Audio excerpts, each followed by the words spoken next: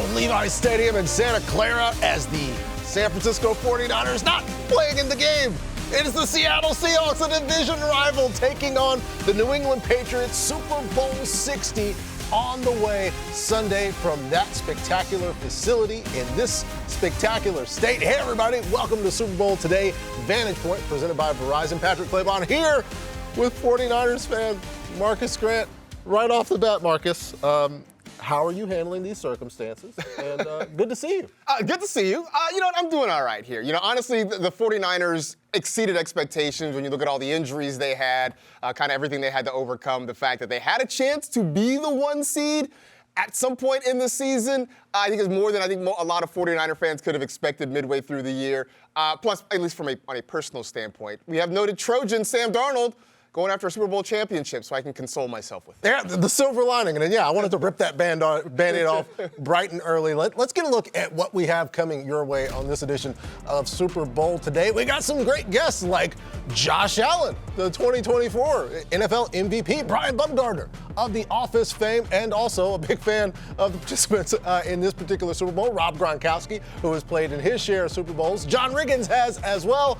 And speaking of fighting on perpetually, the head coach of the USC Trojans, Lincoln Riley, on this edition of Super Bowl Today. But let's start with discussion on the game coming up Sunday. What storyline from Super Bowl 60 are you most excited for? Well, I sort of touched on it. I think it's the evolution of Sam Darnold. And for me, one of the biggest storylines of the NFL season was sort of the growth, and I use that term lightly, growth of quarterbacks, right? You had a bunch of guys who were sort of written off, I think, by the general football populace. You know, we saw Daniel Jones excel before his injury. We saw Trevor Lawrence really excel late in the season for the Jaguars. And Sam Darnold, who for years had kind of been a punchline amongst NFL fans, last year had the very good year in Minnesota. We wondered, could he do it again? Now he gets the Seahawks all the way to the Super Bowl. So I think it's kind of fitting in a year where we saw a lot of quarterbacks sort of rewrite their own narratives that we have a chance for a guy to do it on the ultimate stage here in the Super Bowl. Yeah, and looking forward to seeing him, again, as you mentioned, continuing his evolution. Makes me think of Pokemon, where Sam Darnold's name backwards is Mass Delonrad. And so if you have Mass, you know, and you evolve, what version are we going to get? It's going to get an extra arm to throw football, you know, digitally with both hands. Either way, the most exciting thing that I'm looking forward to is to get to see Jackson Smith-Njigba play on this particular stage, considering the way that his season has gone, a season where he's had over 40% of the yards that the Seahawks have gained through the air with Sam Darnold passing the football have gone to Jackson Smith-Njigba. He was incredible in the NFC Championship game. He played against the Rams 3 times. 3 times they had no consistent idea what to do with him other than to try to get some hands and pressure on Sam Darnold. And then there's the added aspect of Rashid Shaheed taking the top off, also taking some coverage away from JSN. I can't wait to see a number 11 play in the Super Bowl. Makes me think of maybe the best number 11, Julio Jones, and his opportunity in the Super Bowl, where I know, again, sorry, Marcus, Kyle Shanahan would like to have gone back and got Julio some more targets in that Super Bowl that the Patriots won. But speaking of the New England Patriots, they've got an exciting opportunity to look at their young quarterback playing in his first Super Bowl. Chance of MVP. May throws it. Yes. Touchdown, Patriots. What a throw. Are you kidding me? A lightning strike from the right hand of the MVP favorite. Have a little fun, you hear me? It's okay to smile. Yes, sir. A perfect throw by Drake May. May stands and throws a long ball. Touchdown, Patriots! MVP type throw, MVP type drive. So let's look at Drake May, according to Next Gen Stats, when there is a little bit of pressure. And we don't mean pressure in terms of like metaphorical, like, oh, is the moment too big? We mean actual humans in close proximity to him while he's trying to throw a football. He's been very good. The best completion percentage, pass yards per attempt, touchdown, passer rating, first in every single one of those categories. The problem tends to be, Marcus, when he's not able to throw the ball under pressure, and then some other bad things happen. What do the Patriots need from Drake May to hoist another Lombardi Trophy, number 7? I think part of it's going to have to be him winning with his legs a little bit. And we saw last week, or 2 weeks ago, I should say, in the AFC Championship game against a very good Broncos defense, that really the Patriots struggled to move the football. Even before the snowpocalypse happened in the second half of that game, the Patriots really could not do anything against that Broncos secondary, against that Broncos pass rush. And they're going to face something very similar this week. I think some of the success is going to have to be Drake May forcing the Seahawks to play a little bit of 11-on-11 football, getting out of the pocket, making some plays with his legs. Hopefully that slows down the pass rush. Hopefully that opens some things up in the secondary, so then he can start to get guys like Stephon Diggs, Kayshon Boutte a little bit more involved in the passing game. Yeah, in general, they have been an explosive offense in every capacity, whether they're throwing the ball or running the ball. Drake May doesn't necessarily have the same sort of circumstances that Sam Darnold has in this game, where it's, hey, protect the ball, manage the offense. He has to go out there and get buckets for them to win this game. They were able to get to this game based on Jarrett Stidham running backwards for 20 yards and throwing a YMCA chest pass.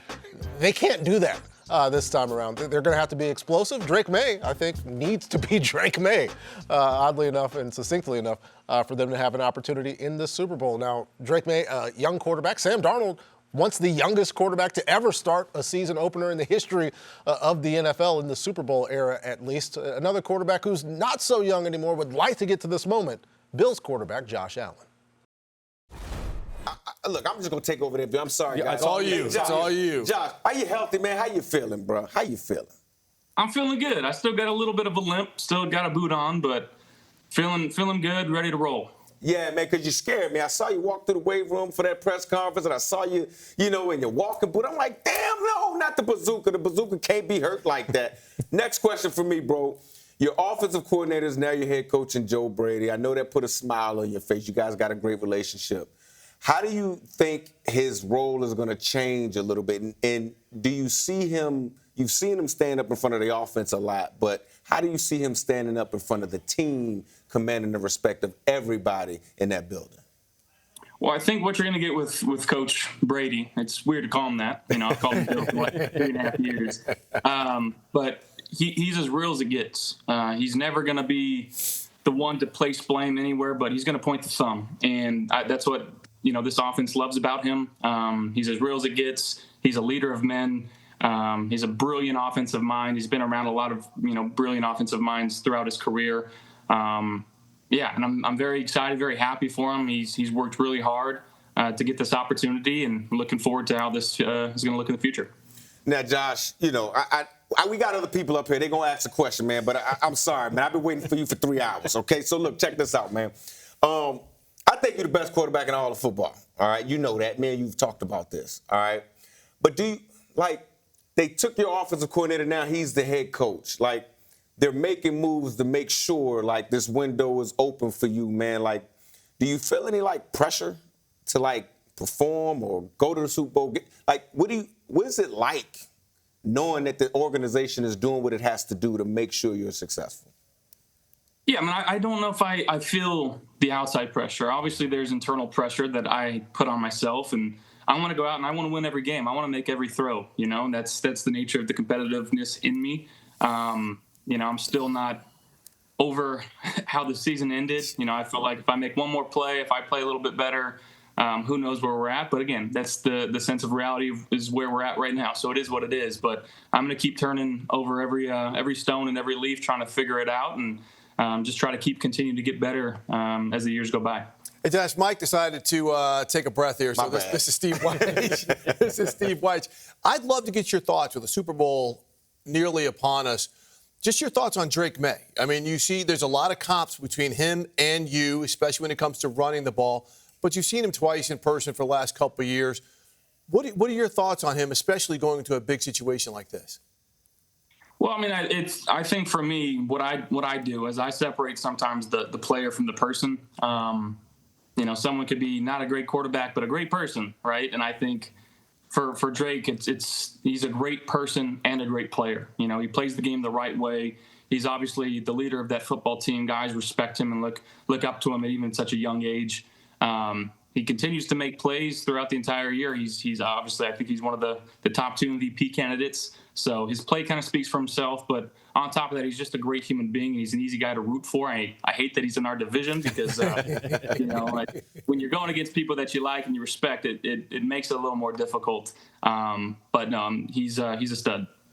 Josh, we've obviously seen you have a ton of success in the NFL. And speaking of the Super Bowl matchup, I know you didn't obviously match up against a Mike McDonald defense this past season, but 2 years ago you did. You were able to solve them. You guys won in dominant fashion. I know the personnel is a little bit different when you talk about this roster, maybe even schematically. But what does Mike and the defense generally try to do to keep guys like you uncomfortable?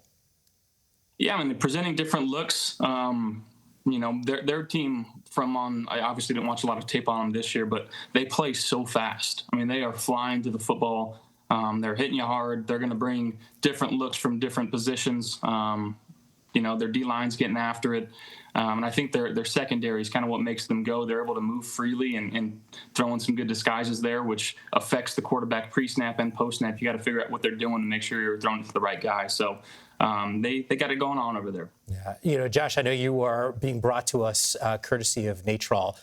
Talk to me about the relationship, because I've seen the commercials with you. It looks like you're having a good time. And tell me a little bit more about the product. Yeah, I mean, I think early on this off-season training camp, I really started using the product, and I felt like I was getting really, really good sleep, waking up refreshed, restored, ready to go. So throughout the season, I was taking it, and now that I'm having a baby in the off season, I know for sure that I'm going to be taking it as much good sleep as I can. So no, it's been an awesome find for me. Obviously, early on in my career, just trying to figure out right diet, right training, and maybe sleep was the part that I maybe neglected a little bit. So it helped me prioritize my sleep and dial in my routine. Yeah, great stuff with the guys interviewing Bills quarterback Josh Allen, who wants to prioritize sleep. Not sure how much sleep Joe Brady's getting right now as he inherits this opportunity, as Mike Robb points out, while glaring the ring at Josh Allen's face in the interview. Shout out to Mike Robb and that Seahawks team. Is Joe Brady, Marcus, the answer to the Bills' problems in the postseason?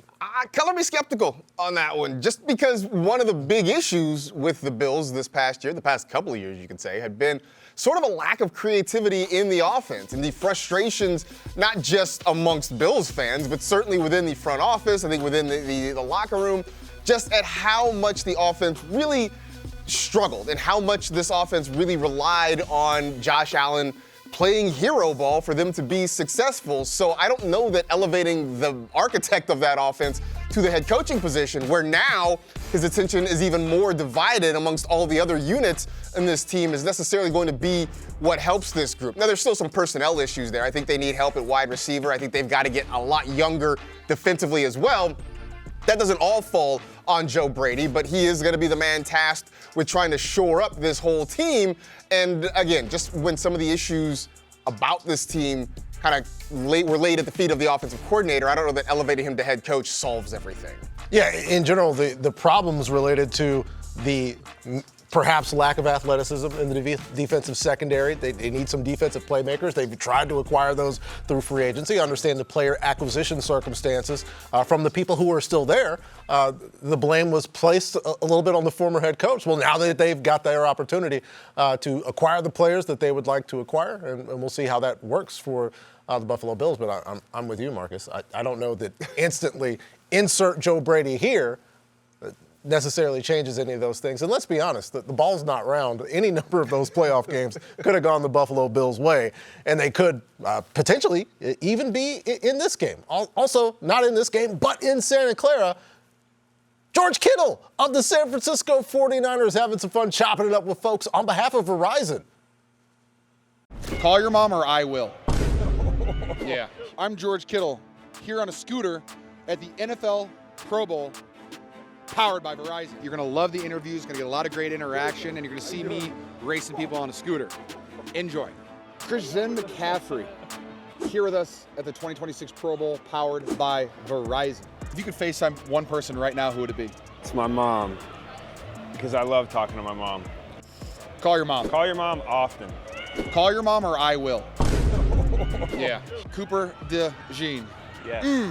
From the Philadelphia Eagles, also from the Iowa Hawkeyes. If you could FaceTime one person right now, who would it be? And why would it be your mom? My mom's actually here. She just texted me. What? So I probably actually will FaceTime her after this to go hang out with her. I'm here with Derwin James. Hi, Derwin. What up, brother? Can you give me one of your most memorable or favorite Jim Harbaugh team meetings? My most favorite topics he ever talked about was he compared playing football to being in your mother's womb. So everybody kind of was lost, looking around like, hello, all right. I'm here with Dijon Mustard Robinson from the Atlanta Falcons. If you could get one person's phone number at the Pro Bowl that you don't already have, who would it be? Why not you? I don't have your number either. That's a great answer. I'm gonna get his number. All right, there we go. Let's link up and build like one of the most iconic structures in the United States of America, the Golden Gate Bridge. Visible there, the Bay Area hosting its third Super Bowl in its history. We'll be back to preview more Seahawks Patriots when we come back on Super Bowl Today. Vantage Point presented by Verizon.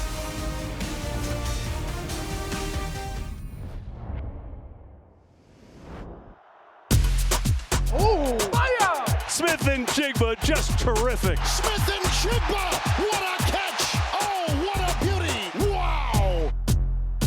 Are you kidding me? Man open, guess who? Smith-Njigba plucked it with one hand. Single coverage? You guys know better than that. Who else but JSN? This guy is unbelievable. Touchdown! Seahawks! JSN! It is time for Always Reliable, presented by Courtyard by Marriott, as we look at the most games with 90 or more receiving yards. Cooper Kupp back in 2021 had 19. Look at JSN in 2025, trying to catch his teammate. Well, it's got a long way to go. He's not going to be able to do it. But it's a pretty good season for Jackson Smith-Njigba, leading them with 153 yards and a touchdown on the way to the Super Bowl. We're back here on Super Bowl Today, presented by Verizon. Patrick Claybon, Marcus Grant. What are we going to see from JSN against the New England Patriots in the Super Bowl? More goodness? More goodness. That has been the MO for Jackson Smith-Njigba all year long. You pointed it out at the top of the show. He's accounted for 40% of the passing yards that Sam Darnold has amassed this year. He is the number one target. He is the guy that when they've got to have it through the air, you know it's going in the direction of number 11. And even though everybody in the building knows it's going to him, he still finds a way to get open and make plays. No one has figured out a way this year to slow him down. I'm sure that has been job number one for the Patriots defensive staff. I just don't see it happening. I think we're going to see another outstanding performance from Jackson Smith-Njigba. You know, I'm sure at some point in this week we'll talk about potential Super Bowl MVPs, but I think he's going to be on the short list of the top candidates for that award this week. Yeah, JSN can threaten the defense in so many different ways, running in-breakers, out-breakers, because he can also take the top off. And one of the more famous moments in TV history of the top coming off a pot of chili, featuring Brian Baumgartner, who was a guest on Good Morning Football today. Listen, Brian, you've come on this show multiple times hyping up the Packers. Unfortunately, their season ended at the hands of the Bears. Did you go through the stages of sports grief afterwards, and what stage are you in right now? You know, here's the thing. I am very passionate. You can't be more passionate during the game. I am thankfully I'm able to let it go pretty quick because I don't do it for a living. It's not my job. But look, I will say it was very, very reminiscent of the Seahawks Packers NFC Championship game from a number of years ago. I'm sure you guys discussed that. And so my nickname now for Caleb Williams is New Russell Wilson. New Russell Wilson. Okay, B. Okay, so I'm going to help you out. Okay, let's not dwell on the past. Let's look towards the future. How do you feel about your Packers moving forward? Obviously, some changes are made with the defensive coordinator. Are there any changes that you want to make? Look, we were hit by a number of injuries there during the middle of the year to the line. Obviously, Micah going out. I mean, I think when he was signed, we felt like we had sort of the last piece there on that defense and able to put a little more pressure on the quarterback. Obviously, run stop was not ideal for a while. So, you know, let's maybe get another beefy guy there in the middle. And I feel really positive. Their skill players are great. and I'm ready. And look, there's no other team from the NFC North that's playing this weekend. I'm optimistic they'll be back on top next year. Super Bowl 60 is obviously this week. We're talking about it every single day. You don't have a dog in the fight, but we need to know, who do you feel as if going to walk away with your Lombardi trophy? This is so hard for me to say, guys. I've spent the better part of a couple of decades really disliking the Patriots. I mean, really having a passionate distaste in my mouth for the Patriots. Mm-hmm. But I will say this, two things. One is, they somehow feel different. They feel underdoggy. They feel young. They feel not as glib, maybe, or something as the old Patriots did to me. Brian, we call them likable. I think they're likable now. Now, unfortunately, their fans are still unlikable to me and the entire world. That's a problem. But my dog in the fight is Mike Vrabel. I've gotten the opportunity over the last, call it 6 years, to get to know Coach up at the American Century in Lake Tahoe and other places. He is such a great guy. He is impossible, if you get to know him, not to root for. I mean, I started rooting for the Tennessee Titans the last few years they were there, and that makes no sense.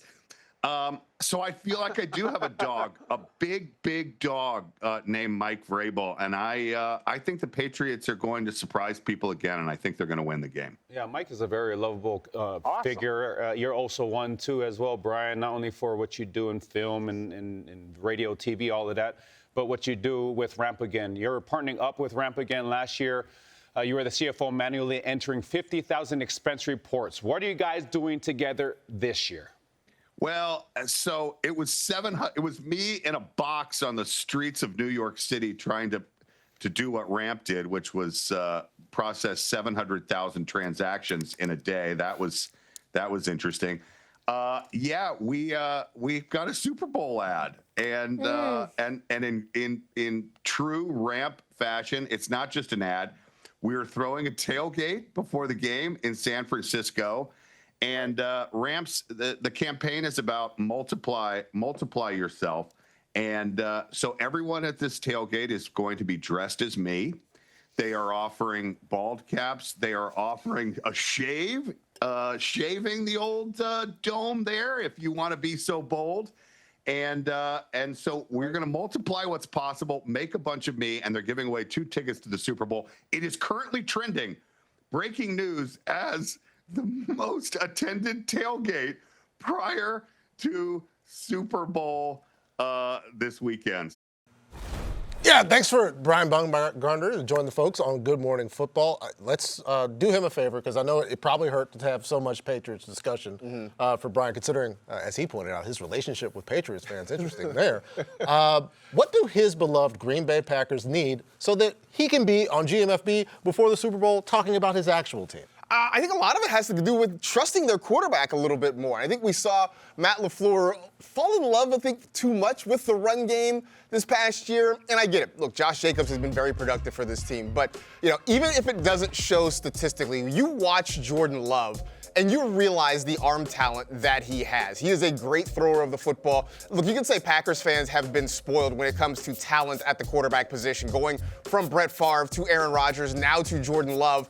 And I just think, in a lot of ways, the Packers just need to sort of take the wraps off of Jordan Love. Let him go out there and cook. Let him be great. Because I think sometimes they got a little bit too conservative offensively, and I think down the stretch it's what hurt him a little bit. Yeah, and especially down the stretch being hurt. That's what I can't help but think about when it comes to these Green Bay Packers. We're seeing Tucker Kraft highlights. We're seeing Micah Parsons highlights. You keep that talent, and you're able to be a little more successful. But I'm also looking over on the defensive side of the ball. When I was discussing the Packers and what they needed a couple of seasons ago, it was, they need a star. They need a playmaker. They go down to the star. They're able to get one in Micah Parsons. And so he'll be back. But I'm looking over at the defensive coordinator. Jeff Hafley is now the head coach of the Miami Dolphins. In comes Jonathan Gannon, who was able to get to a Super Bowl with the Philadelphia Eagles. They run into Patrick Mahomes. He has a great game. He loses that game. He gets the job in Arizona, which considering the circumstances in Arizona this week, perhaps the organization maybe needs a little more help than one head coach can provide. So I think Jonathan Gannon taking advantage of the opportunity to use that talent, use talent like Micah Parsons, and hopefully get Parsons back healthy, get Tucker Kraft back healthy. Because again, the dice roll that is the NFL season, a lot of it depends on who's playing once you get to that second season, especially for the Green Bay Packers. So let's take a break here on Super Bowl Today, presented by Verizon. They're in the Bay Area on the way back to another Super Bowl. Rob Gronkowski, as an analyst, as a guest. We'll get a chance to hear from the future Hall of Famer coming up on Super Bowl Today.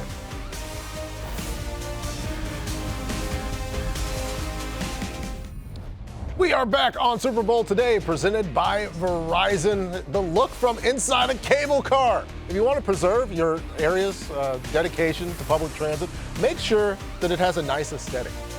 And that keeps things going. Oh well, the ever-marching creek of automobiles continues to dominate everything in this establishment. We're back here on Super Bowl Today. We have assembled, Marcus, a list of players who could have big impacts in Super Bowl 60. Yep. Why don't we rank them starting at 10? Okay. And I will go first, and I will go with the newest member of the Seattle Seahawks because he was acquired at the trade deadline. That is Rashid Shaheed, because we saw his impact that he could have in the divisional round because there was a decision to kick the ball to him. He decided to score points with that. Then, in the championship round, they decided to leave a cornerback singled up on him. He decided to score another long touchdown. Rashid Shaheed could do it on one play. He can do it on any particular play, so I think he has a big impact, Marcus. All right, well, I'm going to stick with the Seattle Seahawks and go to the defensive side of the ball. And let's scroll up right up the top there. The guy that Nick Emmanwori, who I believe is going to be the Defensive Rookie of the Year, who came in and immediately made an impact. And I think it's part of the reason people are sort of trying to compare this defense to the Legion of Boom. I get it. It's a different group of players. They are very good defensively, and some of that reason is because Nick Emmanwori, wherever the football is, chances are you're going to find him there, whether it's in coverage, whether it's stopping the run. He's been a big part of it, and he's going to have to be a big part of it for the Seahawks to win. Yeah, a big part of the Super Bowl to me, and our number 8 player is a guy who played in the Super Bowl last year. That is going to be Milton Williams, the free agent acquisition of the Patriots. Big money. They're getting their money's worth. He split a double team on that play that caused Jarrett Stidham to provide 7 points to the New England Patriots. He has been a spectacular contributor in the run game and in the pass game as the on-off splits shift significantly. They drop 8 percentage points in their pressure rate when Milton Williams is off the field. I think he has a big impact in this game, Marcus. All right, well, I'm going to go with another Williams, this one on the other side, though, and that is going to be Leonard Williams, who has been a big part of the front there for the Seattle Seahawks, a guy helping to control the line of scrimmage, whether it's getting after the quarterback and causing pressure, whether it's helping to slow down the run. I talked about the fact that I think Drake May is going to have to get out of the pocket and make plays with his legs. Well, Leonard Williams' job will be trying to neutralize that as much as possible. Obviously, I like the secondary, but what happens up front really impacts what the secondary is going to be able to do. Yeah, and want to talk about impact, and folks are going to think this is a shade for me, but I'm going to throw Sam Darnold here at number 6, and I will tell you why. Because the way people see the disparity in terms of what this team can do on defense, the skill position guys on the outside, the perception, which I kind of align with, is Sam, don't mess it up. Go out there and have a C+ game, because C's get degrees and they can also get you a Lombardi trophy in this particular circumstance. And shout out to all my C students out there. If I can make it, so can you.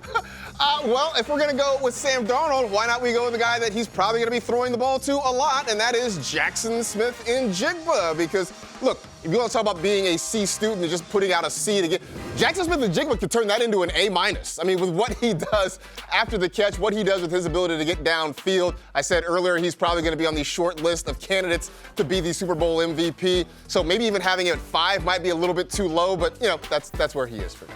Yeah, and, you know, the guy you want on the group project, because he can get the team on his back. It says we got JSN at 5. Why not the guy who could be tasked with covering Jackson Smith-Njigba a considerable amount is Christian Gonzalez. There was the injury that he has been dealing with all season long. The folks over that provide the individual game grades maybe a little bit lower on Christian Gonzalez this season. But here's the thing. When you have a talented player that's healthy in this particular position, he can still make the plays. I know the level of performance season long might think, wow, maybe we were too high on Christian Gonzalez. I don't think we were. And perhaps he'll have an opportunity to show it in a big one because somebody's got to cover JSN. All right, so I'm going to go back to the Patriots side, or the defensive side of the ball, and I'm going to go Christian Barmore because one of the things we have not talked about, this is our first show, right? But one of the things we have not talked about is the Seahawks running game, because we saw Kenneth Walker have a big game against the Rams, and that went a long way toward helping the Seahawks get here. Well, Christian Barmore is going to have to try and shut that down, clogging up the middle of that defensive line, trying to prevent Kenneth Walker from having holes to get through between the tackles. We saw him really cause havoc against the Denver Broncos, preventing them from running the football. I think he's going to have to do that again this week. Well, you mentioned stopping Kenneth Walker III. I think Kenneth Walker III could be the Super Bowl MVP because we've seen consistently the Seahawks having some problems on the interior of the offensive line. We saw in the NFC Championship game when Omar Spates has Kenneth Walker III dead to rights, 2 yards in the backfield, and gets nothing but air because that's what Kenneth Walker can do. I know it has frustrated some Seahawks fans over the years because perhaps he's seeing a little bit too much of the Matrix and tries to do a little bit more than what's available on the particular play, but we also saw the other side of that, and if he hits home runs, Marcus. Well, number one, I mean, there's a lot of names left here, but I think there's only one that really, yep, that's the one. That's going to have to be the one, right? I mean, you said it at the start of the show. Drake May is going to have to get buckets for this offense. They are going to need him to be the engine that makes this offense go. Sure, Ramondre Stevenson, Stephon Diggs, Travion Henderson, insert your offensive skill position player.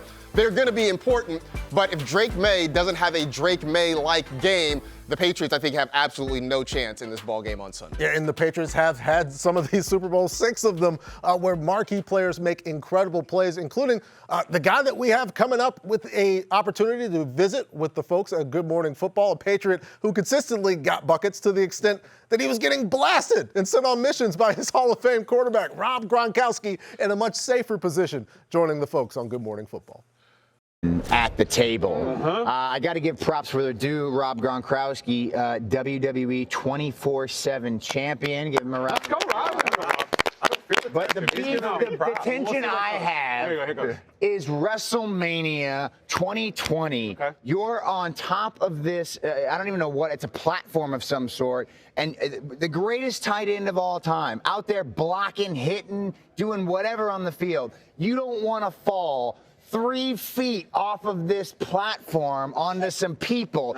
89-year-old near his grave Vince McMahon has to get up there and show you how to do it. Gronk, what is going on here? Well, actually, what happened? I was hosting WrestleMania that year, and COVID happened and everything. So then it was inside, and we didn't have any fans. Chaos. You know, the plans changed, and I'm on this top of this platform, and in back of my mind, I already knew I was going back to the Tampa Bay Buccaneers. Oh, really? This was a week prior to the announcement. I mean, it was a done deal, but I got to host WrestleMania because that was a done deal prior to me going back to football. You got to fulfill your obligation. Yeah, so I got to fulfill it. You know, that's what I do. I fulfill obligations. Totally. So I'm on this platform, and I'm like, should I jump? You know, onto 10 people. I'm 15 feet high. Like, this is a little bit dangerous. And Vince McMahon could tell I was hesitant a little bit.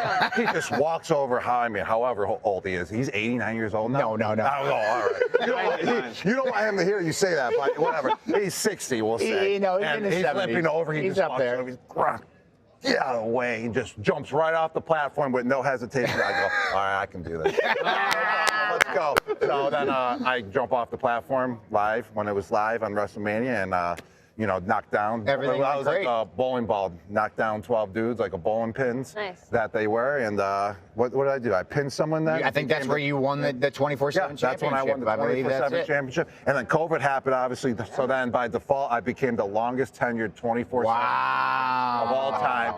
We got to talk about this Super Bowl. We got to talk about your offensive coordinator. You know him more than anybody. How impressed are you and his ability to take a team that was 4-13 for 2 years in a row, an offense that has struggled, and then now they're playing in the Super Bowl with Drake May, who is in his second year, who is in MVP consideration. Yes. How impressed are you? Are you surprised in any way? I mean, I'm surprised like how fast he developed, but I'm also not surprised because he was coach under Josh McDaniels. And Josh McDaniels, I would probably say, is one of the best offensive coordinators of all time, if not the best offensive coordinator of all time. What is this, his 10th Super Bowl as an offensive coordinator? I mean, how many Super Bowls he has as well is just incredible. And the way he can find mismatches, you know, with his weapons that he has, he doesn't need the greatest players, you know, on his roster. He just needs players that want to play football, that want to buy into his game plan to go out there and execute. And that's why Josh McDaniels is so great, but he's also so great at developing quarterbacks. You know, he can help a quarterback see what the defense is bringing, what the defensive scheme is going to be, how to pick up blitzes, you know, where the ball should go. Don't force it. This is when you check it down. And he helped, you know, develop Tom Brady, the greatest quarterback of all time. And now he's bringing that, you know, aspect of how he helped Tom Brady develop, and he's bringing it to Drake May. And Drake May wants to learn. Drake May wants to be great as well. And Josh McDaniels wants to teach Drake May, and that's why it's such a win-win in that situation. And that's why they are where they are right now. Totally. I think it's weird that the Pats are back, and that you and Tom aren't. I know. Is it strange? It is strange in a way. I mean, if it was like 2 years after we left the Patriots, or 3 years, it would have been really, really weird. Like, especially if Coach Belichick was still the head coach. But like, I'm 7 years removed from the New England Patriots from playing my last game. It was about exactly 7 years ago. I had that catch versus the Rams down the sideline to the 2-yard line. Most boring Super Bowl ever played. It was, but we still won 13-3. So time has passed, you know. It's not as weird as it Tom would drew have been. some eyeballs this week because he was saying that he doesn't find himself rooting for the Pats. Like, he's objective. How do you feel? Are you rooting for the Patriots? I mean, I am. I mean, I'm a Patriot for life. Of course. Yes, there's no doubt about that. You sound so apologetic saying it. You're like, I am. I really am. I mean, the way he said it. I know.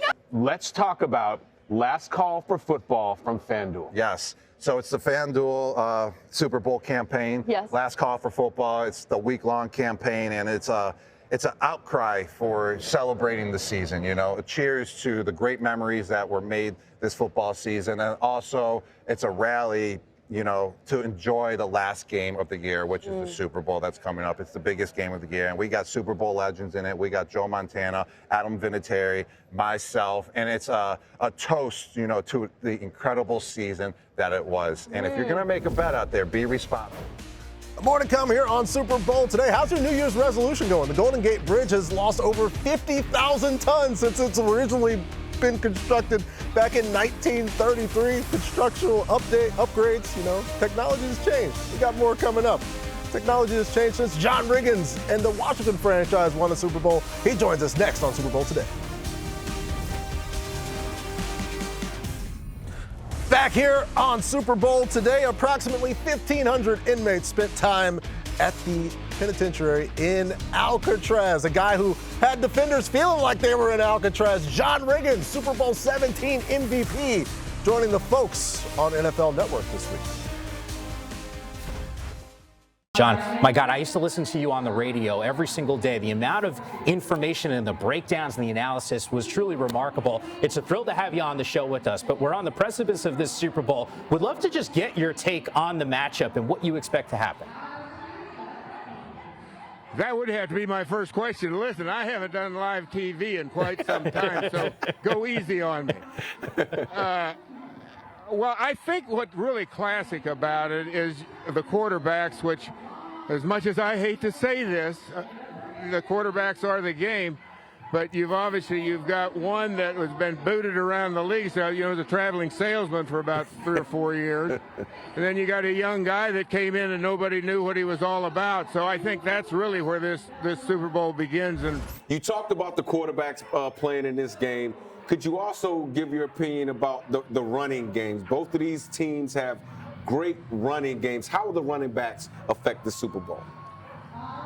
Well, now you're talking to a guy that ran behind one of the greatest offensive lines to ever play, my tail end of my career to play in the NFL, the Hogs. And you have to also notice that you have to take a look and realize that the game has changed drastically since the early days, like 71 when I came into the league.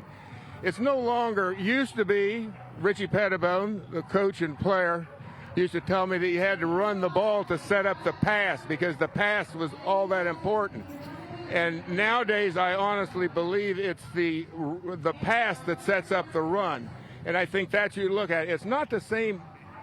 I'm not complaining. I'm not saying anything bad. I think the game is great today, but it's a different game, and it's it's a game where it's more a game of finesse and more scoring as a rule if things go well. Not always, and it used to be the defensive battles, and occasionally you see that now, but you see more points when scored. On that note, John, you produced one of the most memorable Super Bowl performances in history. You won the MVP of that game. When you get to this time of year, do you reflect back on that performance in that Super Bowl championship? Well, I have a tendency not to look back, but now that I'm becoming quite aged, I'm kind of starting to reflect back in years ago. And, you can't help but, in all honesty, that one play put me on the map, and I'd been in the league for about 10 or 11 years. In a lot of ways, it's like actors. I think Morgan Freeman is one of them. He used to be on the Electric Company, which is a kids show, and the next thing you know, he's an Academy Award-winning actor. Well, I had to wait my turn just like him, and 10 years down the road, I did get it, and I'm very appreciative of it, and I had a lot of great teammates there that made this all happen. And I will add this, that had I not scored that touchdown, Joe Gibbs would have had reason to summarily fire me once I got to the sideline. Great stuff. Good to have John Riggins back on NFL Network. Great interview with Mike and company. Let's look at the Patriots run game as it's time for Vantage Point presented by Verizon. And Ramondre Stevenson, what he has been able to do this season, including the playoffs in a season, Marcus, where a lot of folks were like, I don't want to play with this toy anymore. I'd like to see what the rookie Travion Henderson can do. No, it's been Ramondre down the stretch. Will they be able to run the ball, though, against one of the better run defenses in the NFL? So at the risk of sounding reductive, I think they go back to Travion Henderson for this one. I think you need the more explosive back of the two. And Stevenson has done a great job for them in the postseason. He's been the guy that can sort of grind it out between the tackles. We've seen him catch the football out of the backfield. But what we saw a couple weeks ago against the Rams, Blake Corum, who was kind of the more explosive of the two Rams running backs, is the guy who had a little bit of a better time moving the football on the ground against the Seahawks. And so I think for the Patriots, if they're going to have success running the ball, it's going to be with the younger, more explosive back. So I think that means a little bit more Travion Henderson. I don't think you completely abandon Stevenson because he's been productive for you. But I think if you're going to see some big plays, I think it's going to be more with the rookie. Yeah, and both of them have been very successful. One of the best teams in jumbo, Ramondre Stevenson, averaging 9.8 yards per carry out of the jumbo formation. We'll see how things go coming up on Sunday. Verizon Access is your passport to the game's most exhilarating experiences, connecting you to your favorite teams and creating memories that last a lifetime. Exclusively for Verizon customers. Coming up next on Super Bowl Today, presented by Verizon. We'll be back in Santa Clara. An interview with the head coach of the USC Trojans, Lincoln Riley. That's coming up on Super Bowl Today Vantage Point, presented by Verizon.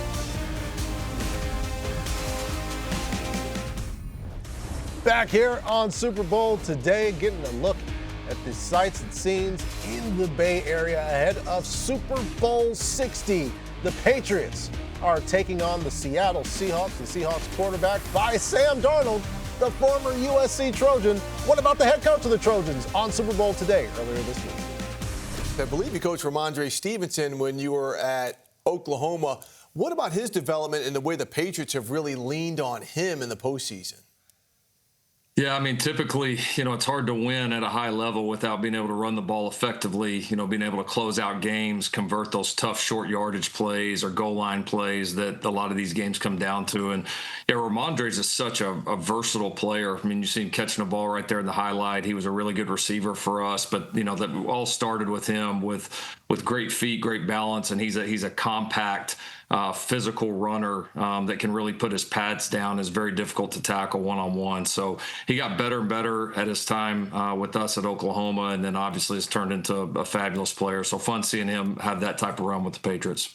Coach, I know David was talking about schematically what you have been able to accomplish in your career, and yet I think about some of the players that have been benefiting from that. A couple Heisman Trophy winners, guys that are still playing in the league right now, most recently Caleb Williams, Kyler. We'll throw Baker's name into the mix. What is it in the DNA of some of these quarterbacks that explains some of the success that happens from Saturday ball to Sundays? You know, they're all very different, but one of the, I think, key characteristics is they've all believed in themselves. And you have to have an unbelievable amount of confidence and self-belief and perseverance to play this position. And all of those guys have had great moments, but they've also had a lot of tough moments behind the scenes where they had to really stick with it. They had to really continue to believe. Quarterback can be a lonely position. And so you have to have that inner belief, and all those guys had it. And even to mention somebody who I didn't coach, but obviously I saw the lead in with Sam Darnold. I mean, what a great example of, what Sam's done throughout his career. Now he's in such a great situation. He's playing with so much confidence, and I know all of us are really proud of him and excited to watch him play this Sunday. I love that you mentioned Sam. We just talked about him being resilient. That'd be one of the main traits, and I love that you talked about that with all those guys. But when you look at the quarterback position, and you look specifically at what Caleb's done in Chicago, he was running a different style of offense like we saw with you. You guys were all over the place. I mean, it was fun, man. It's explosive. It's high energy. And then he's a little bit more dialed back, in Chicago, but he seems to be progressing. And so believing in yourself is one thing, but then being able to adapt is another thing. What have you seen him do in Chicago, if you've been able to watch it closely enough to see him have success there? Yeah, well, I think the first thing I see is one, you can tell that they're very aligned, and playing quarterback in the NFL is hard enough as it is, but you got to have the right scheme, the right system, the right culture, the right players around you. If any part of that doesn't work, then a lot of times it's going to show up on the quarterback. And so, I know Ben's come in there and done a tremendous job. And, I think Caleb played with a lot more confidence this year. The supporting cast around him did a great job, and he's just going to continue to grow and get better. But, we see that time and time again in this league. Again, whether it's, look at Sam, you look at Baker early on in his career when, the situations there were a little bit challenging, and now he's really found a home in Tampa and is doing great. And so, you've got to have that supporting cast. You got to have everybody dialed in, everybody aligned, or, it's just too hard to do that position at a high level without it. Every time, and I've been on campus a lot, there always seemed to be like a shovel, get ready to dig and create another new building on that campus. And it feels like, and on social media, I know you had posted it as well, you got some new toys to play with in a facility. Take me through what you guys now have to work with. We do, yeah. Now the shovel is a football building, which are digging for a football building. So it's great. Yeah, this is something that was really needed here. It's cool to see, our university's investment, our administration's investment in football, understanding how important it is to SC, to Southern California. And this is a great example. So we'll move into the Bloom here in a couple of months. It'll be an absolute game changer for our program, and it's just one of many examples of how USC is investing and going to do everything possible to be back at the top of college football again. And one of the guys who had them the closest in recent years was one Sam Darnold. And look at the stats between the regular season and the postseason.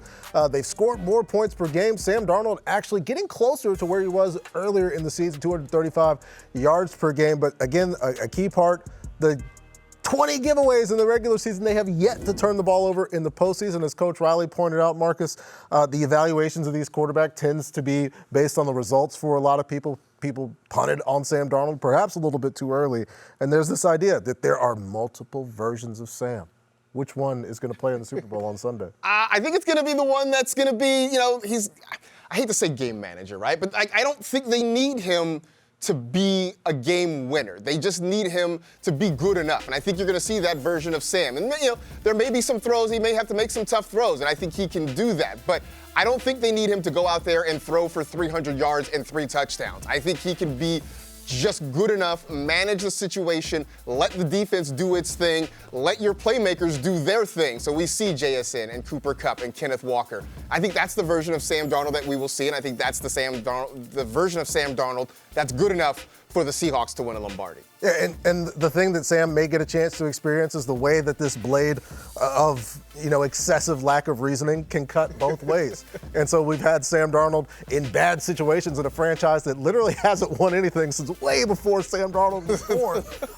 Couldn't be successful there. Here's the thing, nobody has. And now he comes to a very, very talented team where he could win a Super Bowl, and he'll get it, Marcus. Every single opportunity to have a banquet with dry chicken, to talk about being a Super Bowl champion, that's what's at stake, not just for Sam Darnold, but for every single player that's going to play on Sunday at Levi's Stadium. I can't wait to see this game, and we're going to have more opportunity to talk about it as the week goes on, Marcus. Indeed, it's going to be a lot of fun. Can't wait to hang out with you a couple more days. Yeah, we get this moment, this opportunity, and we are not going to spoil that. And again, you guys are a big part of that. Thanks for watching Super Bowl Today, presented by Verizon, as we take one last look at the Bay Area.